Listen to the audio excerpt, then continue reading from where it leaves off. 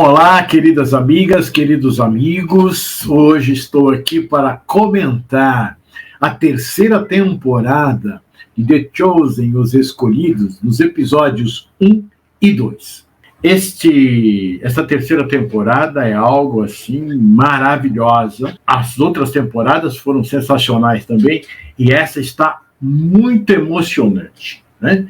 A gente sente uma emoção muito profunda assistindo todos esses episódios. Então, nesse primeiro episódio da terceira temporada, chamada De Volta para Casa, Jesus inicia então o sermão para uma grande multidão, composta de alguns fariseus, romanos, um povo que é composto de pessoas ricas, pobres, doentes, de todos os tipos. Lá está também ouvindo atentamente o prime Gaius, que é o centurião, e também o Áticos, que é o espião romano. E como Jesus disse, ele iria falar para cada um, e é o que está acontecendo. Cada bem-aventurança faz eco na mente e no coração de cada discípulo, de acordo com o seu temperamento. Quem mais sentiu as palavras de Jesus entre os discípulos, na minha opinião, foi Mateus, por sua ex-condição de publicano. Né? De acordo com o que Jesus ia falando, as pessoas iam ficando mais impactadas, não é? O Gaius, o centurião romano, esse merece uma análise futura. Está lá também o Rabino Yosif, Jairo, o novo administrador da sinagoga, Judas, que acabara de chegar e nem conhece Jesus, e também uma personagem muito importante dessa história, que é a mulher hemorroísa. E quando a gente começa a analisar o Sermão da Montanha e as pessoas, como é que elas vão reagindo, nós percebemos que é assim mesmo que funciona quando nós estamos mudando nossa postura mental. É exatamente isso que acontece quando ouvimos ou lemos atentamente o Evangelho. É a semente que cai em terra fértil. É na repercussão sobre o sermão, no dia a dia dos que estiveram presentes. Nós vamos percebendo os efeitos da parábola contada por Jesus sobre o semeador, naquele que começa a dar frutos 100, 60, 50, 30. E nos discípulos nós vamos vendo isso acontecer, né? Em algumas fisionomias do povo também, né? Mas também teve aqueles outros que ouviram, mas, voltando à sua realidade, acharam muito bonitas as palavras, mas de difícil aplicação. Outros corações mais endurecidos criticaram por achar que ele ia contra os ensinamentos que tiveram até aquele momento. Até hoje nós somos assim quando ouvimos, né, algo que é novo para nós, né? Então, cada um vai repercutir de uma forma, né? Tem uns que levam até de uma forma pejorativa aquilo que ouviram de Jesus. Mas o que encanta é ver cada um daqueles que ouvem Jesus falando analisarem os seus pensamentos e atos. E essa análise, ela surge mesmo nos que não aceitam o que é dito.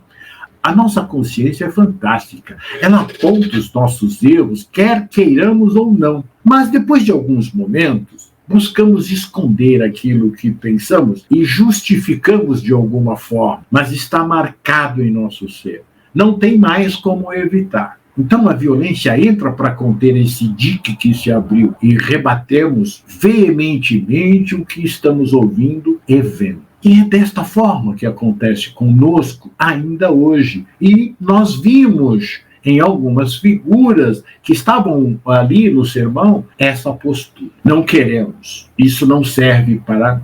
E nesse momento, então, Jesus ensina o povo a orar. Ele começa a ensinar o Pai Nosso. Interessante, quando Jesus vai falando a oração e fala sobre humildade, caridade, igualdade, perdão, de um Pai de amor e misericórdia, as bem-aventuranças caem em seus corações como o bálsamo que suaviza as dores, abranda as preocupações, rasga no horizonte a esperança. Pois aquele povo foi ensinado a viver o olho por olho e o dente por dente, sempre desprezado por aqueles que se diziam seus líderes, Sua expressão é de encanto. A fé brota forte, pois sentem-se pela primeira vez amparados. Lhes é revelado um novo tempo, um novo reino.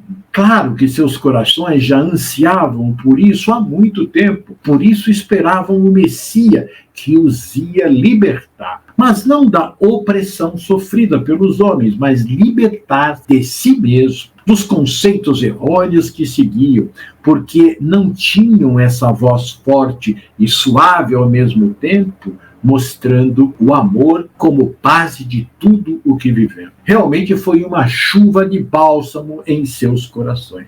O grito da libertação que saiu da garganta, aliviando o peito oprimido.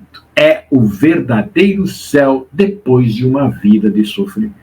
Por outro lado, a expressão dos romanos, escribas, fariseus e saduceus que ali compareceram é de incredulidade. Sentem-se perdidos, e tudo isso ainda hoje soa como absurdo.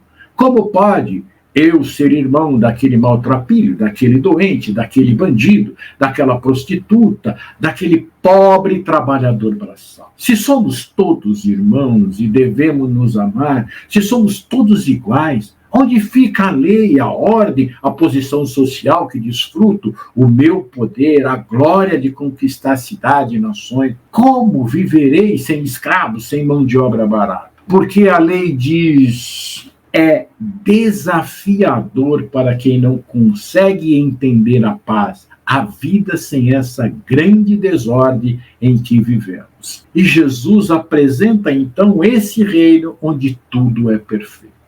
Até hoje nós temos grandes dificuldades de entendermos isso. Como encaixar o reino de Deus em nossa vida. E ao contrário, é nós irmos para o reino, é encaixarmos a nossa vida dentro dos ensinamentos, né?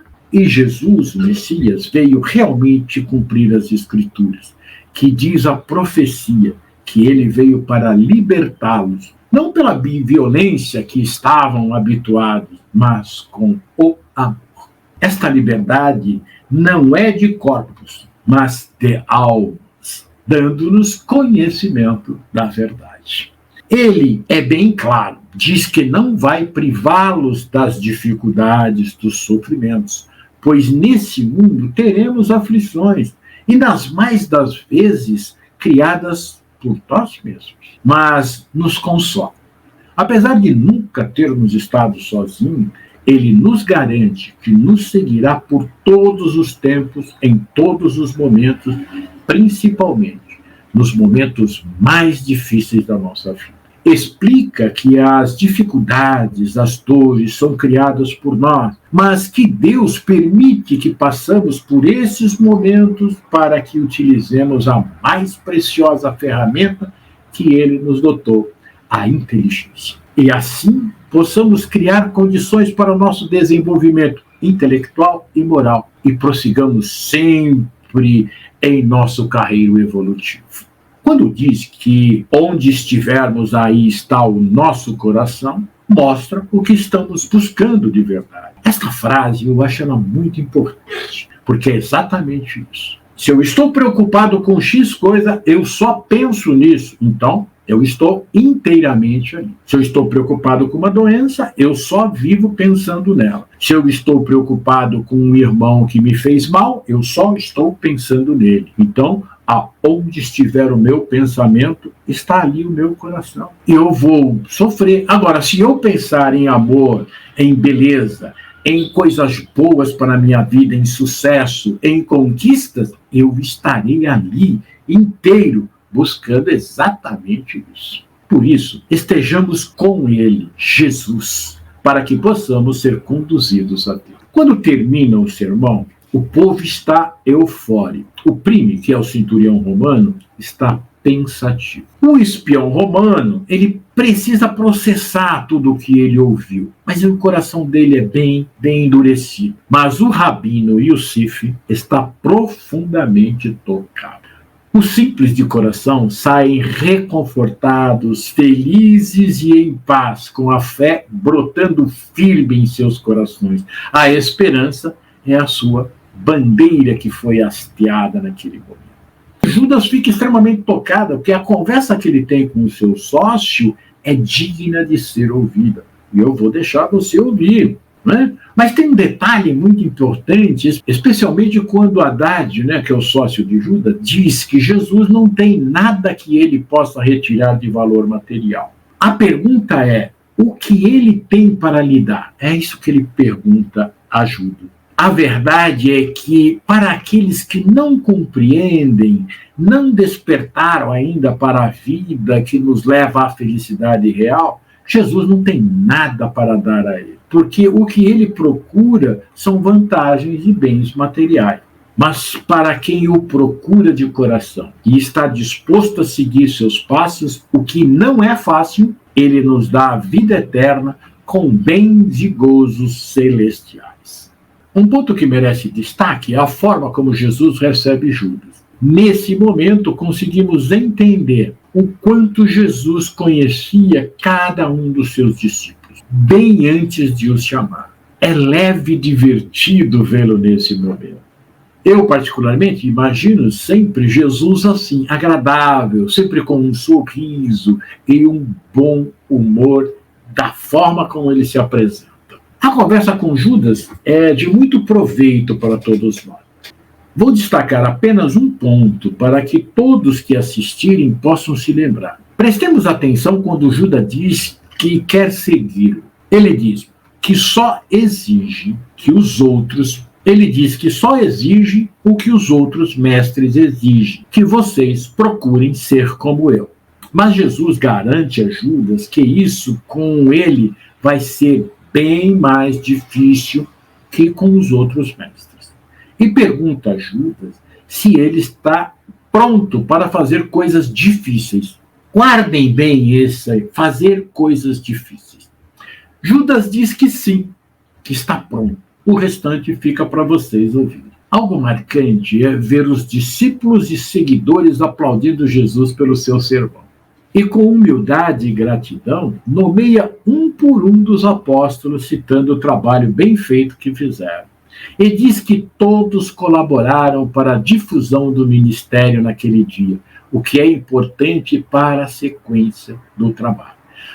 Nesse ponto também precisamos pensar, você que é gerente, que é chefe, que é dono de empresa, agradece ao seu funcionário quando você tem êxito em alguma situação em que envolveu o trabalho dele? É muito importante isso para elevar o moral de cada um daqueles que trabalha junto com você, que convive junto. Mas se você é dona de casa, né, você está fazendo o almoço, os filhos, a filha está ajudando, depois que termina, que todo mundo diz que estava muito gostoso, né, agradeça também a ela. É muito importante isso. O pai está fazendo um trabalho junto com o filho, terminou, ficou bonito, agradeça a participação do seu filho. Isso é muito importante. E depois Jesus reúne a todos e abraçados fazem uma oração. Uma oração curta, objetiva, como devemos fazer. É interessante porque ele dá folga a todo mundo. Então todo o grupo está de folga, especialmente Simão, que é casado. E Éden, sua esposa, está lá também ouvindo o sermão. Essa separação momentânea vai ser de grande importância para o aprendizado deles e para cada um de nós se prestarmos bastante atenção ao desenrolar desse episódio. Ainda vamos conhecer nesse episódio, no 1, né, uma personagem muito importante, Joana, esposa de Cusa, intendente de Herodes Antipas. Ela vem a pedido de João, o Batista, que está preso e lhe pediu para conhecer pessoalmente Jesus. Ela quer falar com ele. Está finamente vestida e dá às mulheres um manto muito fino. Nesse momento, Jesus se aproxima, ela diz que ouviu seus ensinos, está muito emocionada e diz que teve um dia de cura para ela, como João disse que seria, e agradece a Jesus. E nós vamos também conhecer um personagem muito importante, que é o Jairo, o novo administrador da sinagoga, e o rabino e o sífio. Ambos estão, como eles dizem, distraídos por causa de Jesus. São diálogos muito bons. Yusuf diz a Jairo que ouviu o sermão ontem de um pregador rebelde e que não dorme desde então. Ele foi brilhante. Jairo se diz intrigado. E por aí vai a semente germinando no coração dele. Vejam que coisa interessante. Quando os nossos corações buscam algo que não sabemos o que é, nós continuamos a viver. Mas as coisas não nos satisfazem. Até que um dia vemos ou ouvimos algo que nos desperta. E aí começamos a perceber que é isso que buscávamos e não sabíamos. Mas precisamos de tempo para analisar, digerir tudo isso. É o que está acontecendo com Yusuf e Jairo. Já aconteceu com você algo semelhante? Pensa bem. Vai ser interessante o que acontece com os discípulos longe de Jesus. Esse foi o maior período de tempo em que eles passaram junto a Jesus. Todos tiveram a ocasião de conviverem, se conheceram. Foram várias experiências que tiveram em conjunto. Muitas discussões também tiveram, né? Viram como eram diferentes uns dos outros. Alguns se saíram bem, outros nem tanto, mas compartilharam espaço e tarefas. E agora voltam para suas casas. Aliás, muitos já não têm para onde voltar. Outro fato interessante. Depois que temos uma experiência com Jesus, voltar para casa é totalmente estranho. Porque nosso espírito só reconhece um caminho. Uma prática muito boa adotada por Jesus em muitas ocasiões, deixá-los sozinhos. Nós vamos ver isso muito, para que eles procurassem vivenciar da melhor forma o ensinamento que receberam. E aí começam a acontecer coisas assim, bem nossas mesmo, né? E aqui tem um fato, que é a tentativa de Simão de ficar sozinho com a esposa, depois de tanto tempo longe, não é? E começam, então, a chegar discípulos na casa dele, porque não tem para onde ir. Por outro lado, Joana de Cusa leva André para visitar João o Batista na prisão. A conversa deles é muito instrutiva para todos. A descrição que Joana faz sobre o Sermão do Monte é simplesmente fantástica. E João vê se realizando o projeto que foi traçado e profetizado por Isaías. Ele é o preso mais entusiasmado que existe ali. Para ele, tudo o que ele está passando não tem valor. O importante é que Jesus está aqui e está realizando o que foi projetado. O reino de Deus está na terra, nas mãos e no coração de Jesus, que já está instalando no coração de inúmeros homens e mulheres. E aí João diz algo muito importante que nós devemos ter para nós. Ele diz assim: André, em tudo que ele disse para aquelas milhares de pessoas, havia algo só para você, para o que você está passando. Sempre tem. É muito importante nós percebermos isso, porque hoje, quando nós lemos o Evangelho, o que está ali é para mim, não é para uma outra pessoa. Nós temos mania de dizer assim, né? Fulano devia ter ouvido isso serve para ciclano. Não. É para você. É o que João Batista está dizendo ali para o André. Também tem a conversa, né, de Judas com a sua irmã.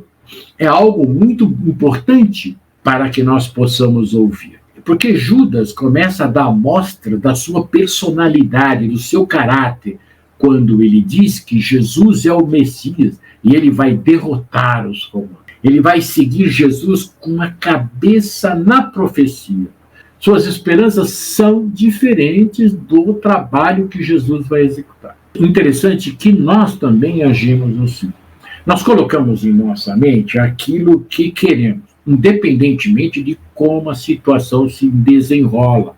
Mesmo vendo que tudo está seguindo uma outra direção, acreditamos que lá na frente vai acontecer exatamente o que queremos que aconteça. Acreditando que uma circunstância irá criar o fato que acreditamos que vai ser concretizado. Muitas vezes nós trabalhamos na seara de Jesus ansiando ganhar um benefício. Se eu seguir os mandamentos de Jesus, eu vou conseguir. Não é isso. Não é por aí. Esse não é o caminho. É trabalhar na seara de Jesus em busca da nossa elevação espiritual. Esse é o pensamento que nós devemos ter. Não de lucros, não de conquistas, de coisas materiais. O trabalho de Jesus não é, dentro dessa seara.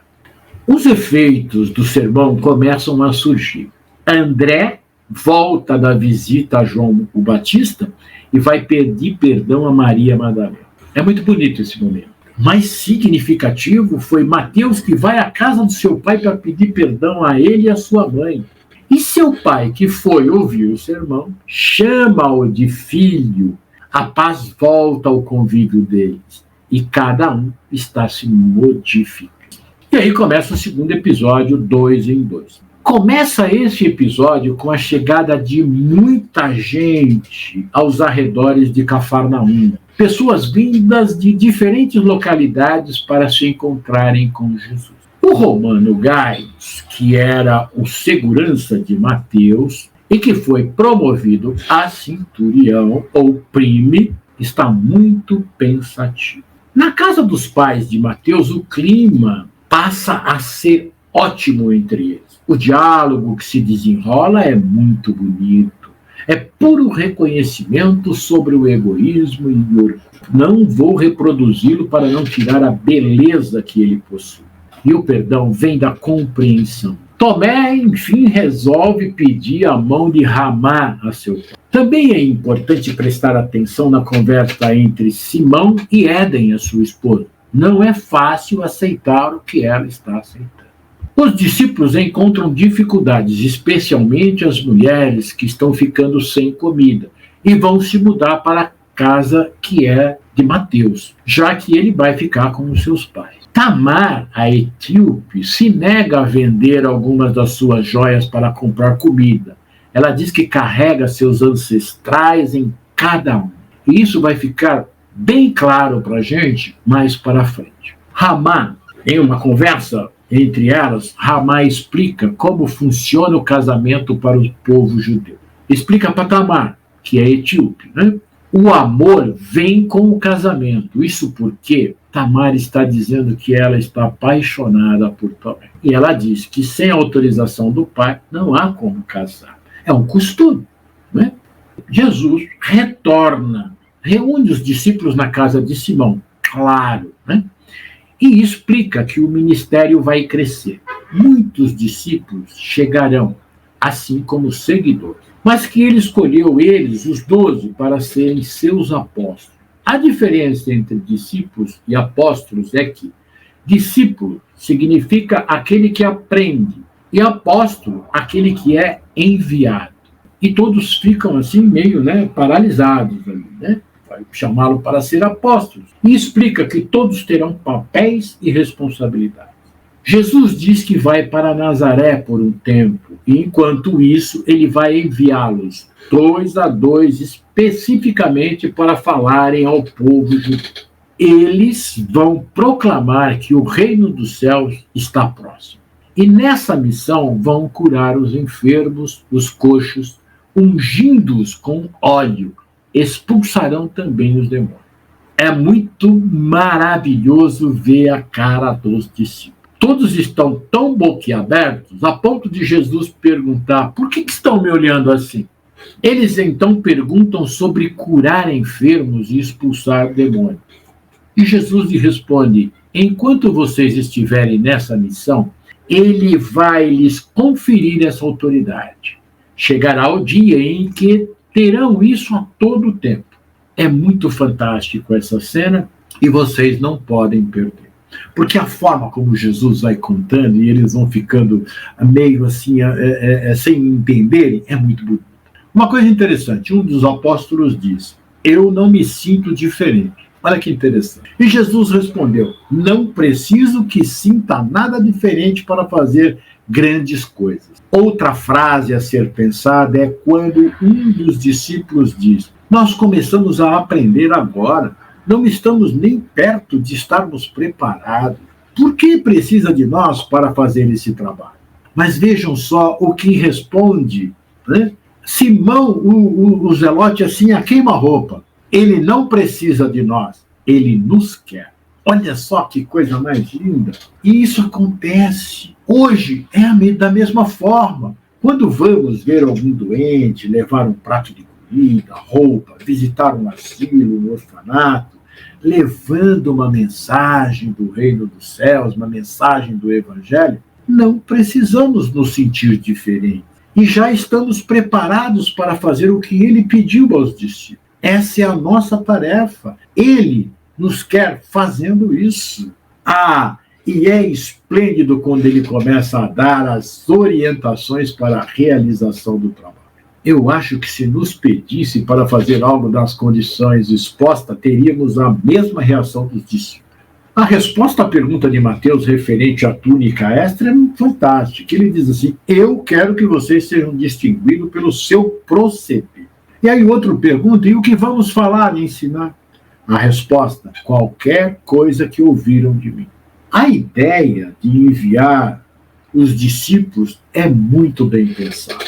Porque Jesus diz que os lugares para onde eles irão, logo serão visitados por ele. E assim eles garantirão que mais pessoas irão ouvir a boa nova. Os milagres que realizarem com a autoridade de Deus serão a prova do meu ministério. É impressionante a fisionomia dos discípulos, as dúvidas, a incredulidade, enchem Jesus de perguntas como fracasso, não terem o que comer, serem presos. A resposta é assustadora. Não tenham medo dos que matam o corpo, mas não podem matar a alma. E a pergunta que não quis se calar naquele momento: o Senhor está dizendo que podemos morrer? Jesus fica calado, pensativo. A expressão deles é bastante significativa. Jesus diz que vai chegar um momento em que isso vai se tornar muito mais difícil, que as perseguições vão se tornar comum no seu ministério.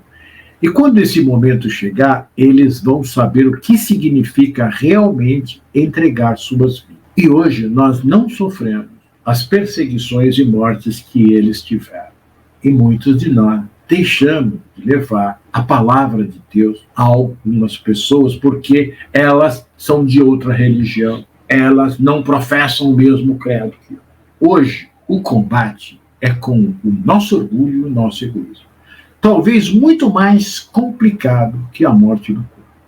Porque precisamos calar, entender e perdoar quando dizemos algo que não corresponde à realidade vivida por alguns dos nossos irmãos que seguem, como os fariseus e saduceus, uma lei fria, que vale para todos, mas pouco para... E Jesus, então, tranquiliza todos, dizendo que nesta jornada não acontecerá nada com eles.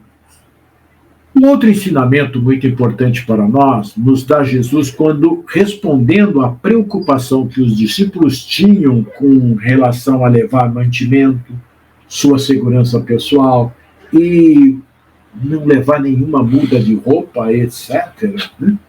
E é muito natural para uma viagem. Como é que nós vamos viajar com uma muda de roupa apenas, né? Sem nenhum cajado, sem nada naquela época? Não dá, né? Hoje nós vamos com uma mala amarrotada para passar 3 dias, né?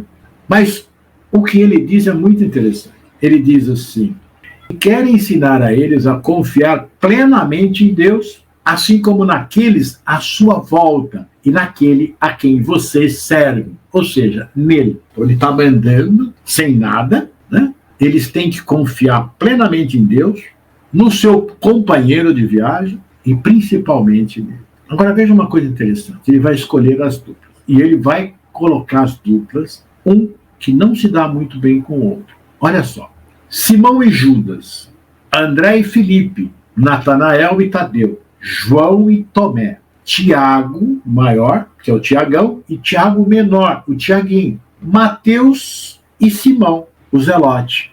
São duplas que precisam se ajustar. E diz: nenhum de vocês é o que era. Lembrem-se todos vocês. E despede o grupo. Vejam só uma coisa. Isso é muito importante. Nós não somos o que éramos no passado. Nenhum de nós. Então nós precisamos analisar aqueles que estão conosco hoje da forma como eles estão. Amanhã, da forma como eles estão. Isso é importante para nós. Essa reunião aconteceu na casa de Simão Pedro. E aqui cabe uma reflexão. Pois isso acontece conosco também. Não só os casados, mas todos os que têm um relacionamento afetivo. Vamos nos lembrar também que Simão, quando voltou para casa, depois do Sermão do Monte, estava ansioso por passar um tempo com a esposa Éden. Já estavam há algum tempo separados pelas atividades de Simão com Jesus. Ele, em dado momento, disse a ela que estava na hora de terem um filho. Ela ficou bastante animada. E, de repente, Jesus vai enviá-los para longe em condições especiais e correndo até risco de vida. Ela ouviu tudo, porque ela estava servindo vinho para ele. E logo pensou na conversa que Simão teve com ela. Seu pensamento deve ter sido bastante triste, embora aceitasse que Simão seguisse Jesus. Mas seu coração de mulher ansiava por ele. A ideia de ter um filho era muito boa. Ela, a partir do momento da chamada de Jesus a Simão, estava ficando muito sozinha. A sua mãe havia ido morar com os seus irmãos. O detalhe aqui é que vamos buscar fazer um paralelo dentro dessa situação para ver como estamos diante das situações que já aconteceram ou podem acontecer conosco. Porque em muitos momentos nós podemos também estar nos apartando da família por deveres profissionais. E precisamos saber como estamos tratando com isso. O Simão ficou ansioso e apreensivo com o tamanho da missão à sua frente e não conseguiu conversar com a sua esposa da forma que precisa ser conversado. Natural que ela não tenha querido falar sobre seus pensamentos, não gostaria de levar preocupação quando o marido recebe uma missão como essa, mas também não consegue disfarçar o desapontamento. Eu já vivi essa situação várias vezes por questão de trabalho. Eu tinha que viajar bastante e até me mudar para outra cidade, para outro estado. A reação da mulher é natural, uma vez que não pensamos nela quando isso acontece. No nosso caso, em que precisamos ir a trabalho, pensamos que é para o bem de todos, para toda a família. E isto basta. Não temos uma conversa mais detalhada, onde possamos nos explicar e ouvir atentamente o que ela tem a dizer. Muitas vezes nós ficamos tão empolgados com as oportunidades que deixamos de pensar na família e perdemos uma ótima oportunidade de estreitar os laços. Pois uma boa conversa vai esclarecer e transformar o clima pesado em um auspício vindouro. Necessitamos não apenas crescermos, mas crescer principalmente com quem vive ao nosso lado. É muito importante também para todos nós, gente, prestarmos muita atenção na conversa entre Jesus e Tiaguinho, o Tiago menor.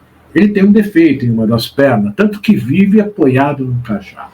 Quando Jesus fala que eles teriam o dom de curar as pessoas, se prestarmos atenção na cena, veremos que ele fica com cara de interrogação maior que os demais e procura Jesus para conversar. O questionamento que ele faz é mais que óbvio para todos nós. Se eu vou ter a possibilidade de curar aleijados e coxos, como fazer se sou um deles? Por que o Senhor não me curou?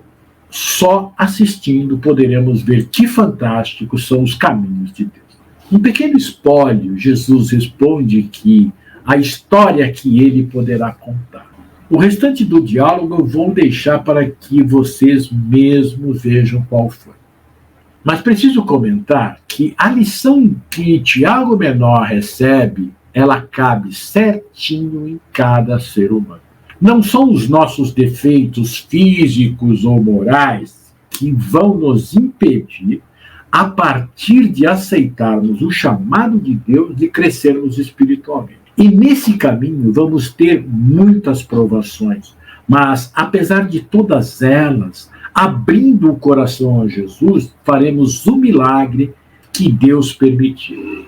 Não são nossos defeitos que nos definem, mas a mudança e a permanência no bem. É o desejo de auxiliar o próximo e a coragem e a alegria de fazer o bem. Quando nos dispomos a isso, nossas línguas se soltam, nosso ser resplandece e faremos os milagres, sim, em nós e no próximo. Acredite, vamos viver com Jesus em nossos corações. Tiago Menor entendeu isso. Passar bem pelas provações aqui na terra, seja ela qual for, confiando em Deus, que sabe o motivo de todas elas, é assegurar a felicidade na vida futura pela eternidade. Aproveitem, assistam, vejam, procurem nas entrelinhas a mensagem que serve para cada um de nós. Porque aprendendo a conviver com Jesus, nós vamos ser muitos mais felizes. Que Jesus esteja com você.